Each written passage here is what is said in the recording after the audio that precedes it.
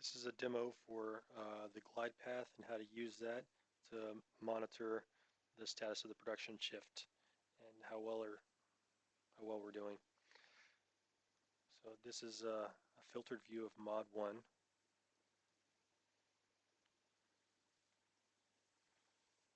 The way this works is on the top graphic, the line chart, there's an x-axis, which is the horizontal axis, and the y, which is the vertical axis. On the x-axis, we're seeing this is the time of day during the shift. On the y, this is the production count. This is how many we've built. The red line on this chart is very important. That's the production plan. So the red line represents 85%, which is our plan,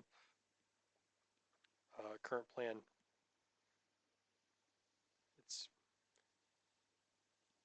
The idea is to be above 85%.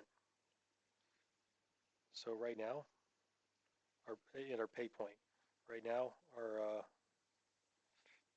efficiency is at 89%, which is well above our plan efficiency.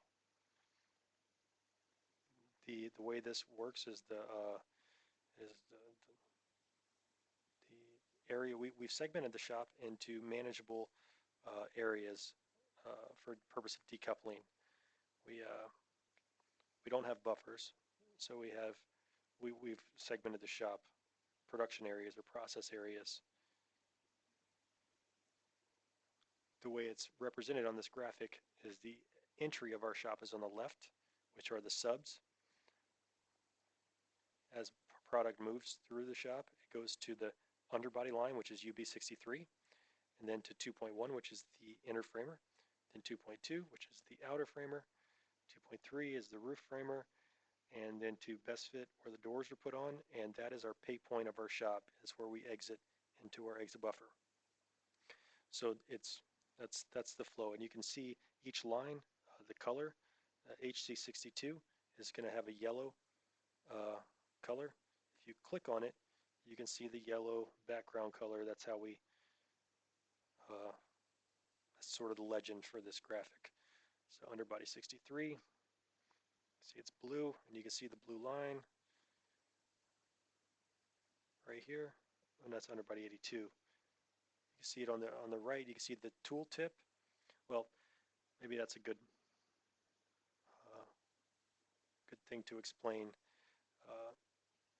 We project the end of shift for each area by taking our production plan profile for the remaining day, for the remaining shift, the part that hasn't been done, and attaching that profile to the last part built in each area and extending it out to the build target for the area.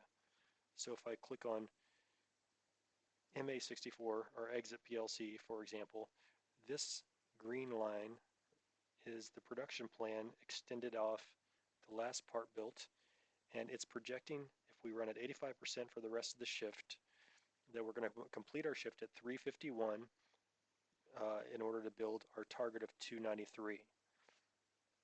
So that's the way that works. Every area has a projected end of shift, and you can see the tooltips on the right represent the projected end of shift for each area, and you can see the colors in the tooltips match the title section of the tiles.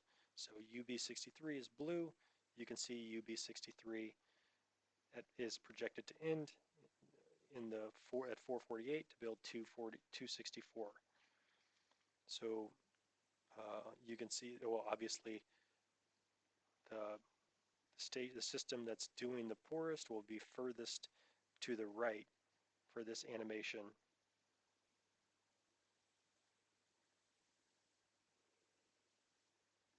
Okay, so the only tooltip that we show for the current time is the MA pay point, the exit pay point. So we're currently at 140. We're at 143. The plan shows 142. The plan line shows 142 as our last update. We should have built 215. The last time we built a part out of MA was 140, 2 minutes ago, and that was 226. So we are currently plus 11 shown down here in the tile, to the plan.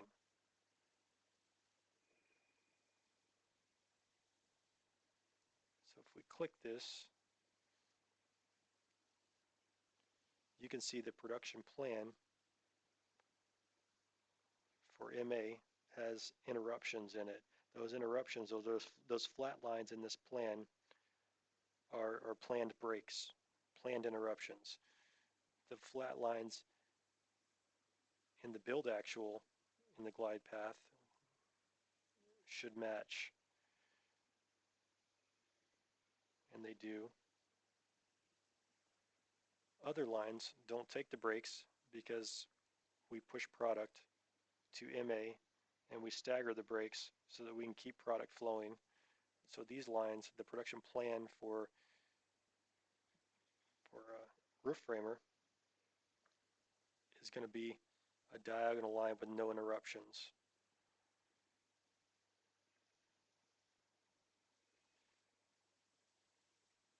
So at this point in the shift, we've had a major downtime or a major impact or breakdown, and we've starved out most of our lines. That's going to be a demo for another, that's going to be another explanation. That's basically this, the explanation for this, or the purpose of this demo, is the glide path and how it works. This glide path, the x-axis is the time, the y-axis is the count. The projected into shift was explained. The way we do the efficiency, the delta